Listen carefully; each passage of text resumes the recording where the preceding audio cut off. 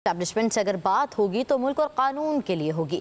फिलहाल एस्टैब्लिशमेंट से कोई राबता नहीं है। कहा आजकल जेल में कुछ ज्यादा ही सख्तियां हो रही हैं।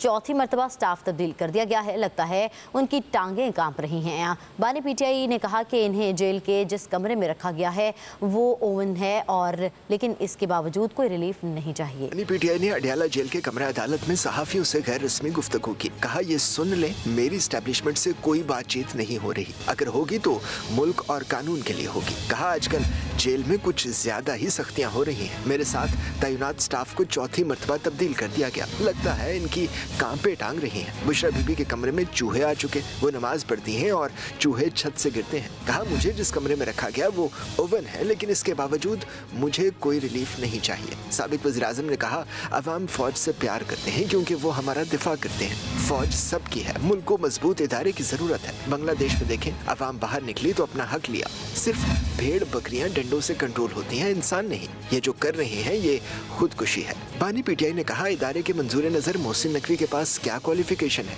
मोहसिन नकवी ने फ्रॉड इलेक्शन कराया, फिर क्रिकेट का बेड़ा गर्क किया। वर्ल्ड कप में चौथे नंबर पर आने वाली टीम T20 वर्ल्ड कप में 8वें नंबर पर आई और अब बांग्लादेश से भी हार गई।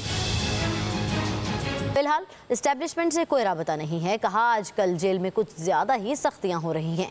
चौथी मरतबा स्टाफ तब्दील कर दिया गया है। लगता है उनकी टांगें कांप रही हैं। बानी पीटीआई ने कहा कि इन्हें जेल के जिस कमरे में रखा गया है वो ओवन है और लेकिन इसके बावजूद कोई रिलीफ नहीं चाहिए। बानी पीटीआई ने अडयाला जेल के कमरा अदालत में सहाफियों से गैर रस्मी गुफ्तगू की। कहा ये सुन ले, मेरी एस्टैब्लिशमेंट से कोई बातचीत नहीं हो रही। अगर होगी तो मुल्क और कानून के लिए होगी। कहा आजकल जेल में कुछ ज्यादा ही सख्तियां हो रही हैं। मेरे साथ तैनात स्टाफ को चौथी मरतबा तब्दील कर दिया गया। लगता है इनकी कांपे टांग रही हैं। बुशरा बीबी के कमरे में चूहे आ चुके। वो नमाज पढ़ती हैं और चूहे छत से गिरते हैं। कहा मुझे जिस कमरे में रखा गया वो ओवन है, लेकिन इसके बावजूद मुझे कोई रिलीफ नहीं चाहिए। साबिक वज़ीर-ए-आज़म ने कहा अवाम फौज से प्यार करते हैं क्योंकि वो हमारा दिफा करते हैं। फौज सबकी है। मुल्क को मजबूत इदारे की जरूरत है। बांग्लादेश में देखें, अवाम बाहर निकली तो अपना हक लिया। सिर्फ भेड़ बकरियां डंडों से कंट्रोल होती हैं, इंसान नहीं। ये जो कर रहे हैं ये खुदकुशी है। बानी पीटीआई ने कहा इदारे के मंजूर नजर मोहसिन नकवी के पास क्या क्वालिफिकेशन है। मोहसिन नकवी ने फ्रॉड इलेक्शन कराया, फिर क्रिकेट का बेड़ा गर्क किया। वर्ल्ड कप में चौथे नंबर पर आने वाली टीम T20 वर्ल्ड कप में 8वें नंबर पर आई और अब बांग्लादेश से भी हार गई।